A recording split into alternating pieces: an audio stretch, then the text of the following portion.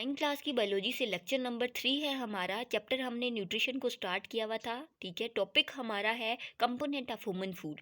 तो component of human food में आज हम प्रोटीन को डिस्कस करने लगे हैं। कंपोनेंट ऑफ ह्यूमन फूड में जैसे कि आपको पता है कि कार्बोहाइड्रेट, लिपिड्स और vitamins, they are all the essential component of human food. But now we are studying the protein. Basically protein क्या होता है कि प्रोटीन की अगर हम सबसे पहले डेफिनेशन देख लेते हैं तो प्रोटीन जो है are composed of amino acid. Protein एक मैक्रो मॉलिक्यूल है, एक बड़ा मॉलिक्यूल है जो हमारी बॉडी के अंदर प्रेजेंट होता है और वो किससे मिलकर बना होता है? अमाइनो एसिड से।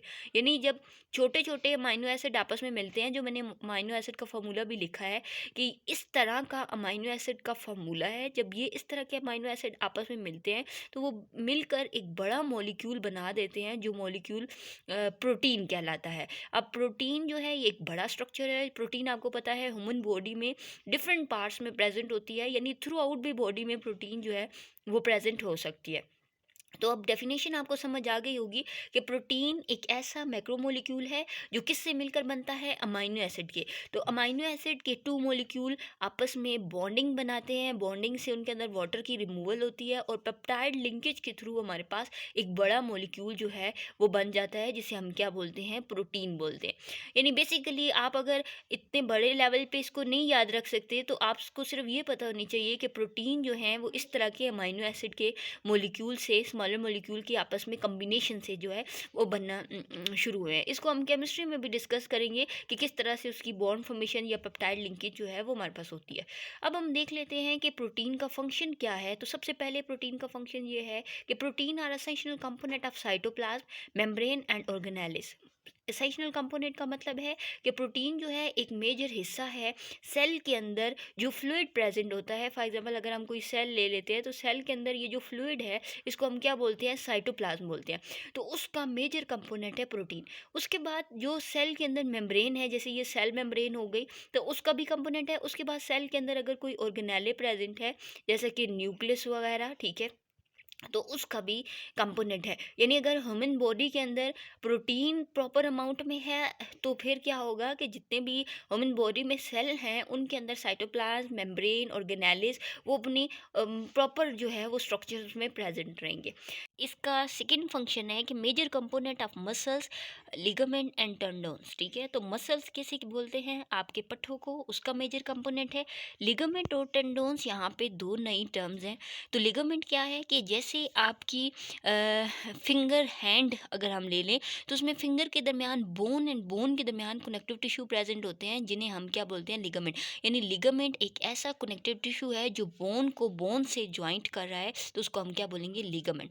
दूसरी चीज़ है टेंडोन्स। ठीक है, तो ऐसा जैसे आपकी एल्बो की हम बात कर लेते हैं तो मसल्स को बोन के साथ अटैच करने के लिए एक फाइबर प्रेजेंट होता है। यानी अगर हम एल्बो को ले लें, यहाँ पे आपकी मसल्स हैं और ये किससे अटैच हो रहे हैं? बोन के साथ, तो इसको हम क्या बोलेंगे?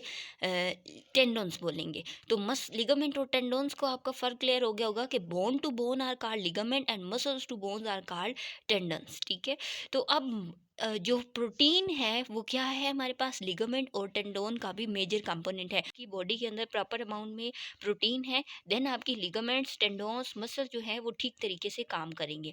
नेक्स्ट हमारे पास क्या है कि प्रोटीन आपकी बॉडी की ग्रोथ में मदद देता है। फॉर एग्जाम्पल अगर आपकी जो नॉर्मल ग्रोथ है उसके लिए प्रोटीन का ह्यूमन बॉडी के अंदर होना जो है वो बहुत ज़रूरी है। नेक्स्ट है protein play a role in enzyme. Enzyme आपको पता है कि ऐसे कंपोनेंट हैं या ऐसा छोटा मॉलिक्यूल है जिसको हम क्या कह सकते हैं कि जो आपकी बॉडी के अंदर मेटाबॉलिज्म परफॉर्म करने में मदद देता है। यानी एंजाइम आपकी बॉडी के अंदर बहुत सारे रिएक्शन को स्पीड अप करता है। बहुत से रिएक्शन हमारी बॉडी में एंजाइम की मदद से परफॉर्म होते हैं। अब एंजाइम जो है वो खुद किससे मिलकर बना हुआ है? प्रोटीन से। तो अब मैनी एंजाइम जो है वो अपना रोल किस तरह से प्ले कर रहे हैं? प्रोटीन की वजह से। कि अगर ह्यूमन बॉडी में आप देखिए प्रोटीन अगर ह्यूमन बॉडी के अंदर प्रेजेंट है तो उसका मतलब ये है कि उसके अंदर एंजाइम जो है वो ठीक तरीके से काम करेगा। उसके बाद प्रोटीन को एनर्जी गेनिंग के लिए भी इस्तेमाल किया जाता है। वैसे तो कार्बोहाइड्रेट हमारे पास एसेंशियल कंपोनेंट है एनर्जी का, लेकिन प्रोटीन से भी हम क्या कर सकते हैं? एनर्जी को गेन कर सकते हैं।